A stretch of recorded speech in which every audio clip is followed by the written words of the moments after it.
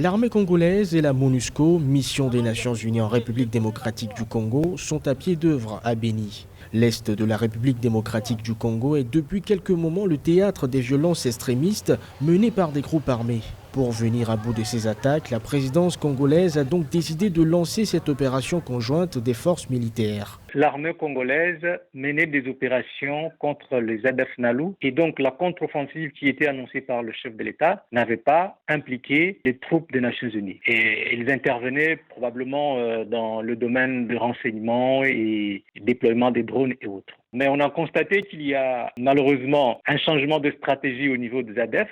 Ils ont choisi d'attaquer les populations à l'intérieur même de la ville de Béni. En représailles à l'offensive congolaise, les rebelles ont plusieurs fois attaqué des civils, faisant au moins 70 victimes au cours des dernières semaines.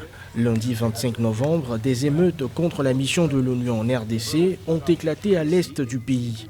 Des émeutiers ont attaqué un camp des Nations Unies pour dénoncer leur inaction après les massacres des civils attribués au présumé ADF. Alors cela repose le problème de la quintessence même de la finalité de la mission des Nations Unies, parce que la mission des Nations Unies a déployé plusieurs centaines d'hommes armés dans la ville de Béni, mais cela n'est pas suffisant pour arriver à sécuriser la population de Béni. L'ONU a appelé les habitants de Béni au calme après les manifestations de lundi.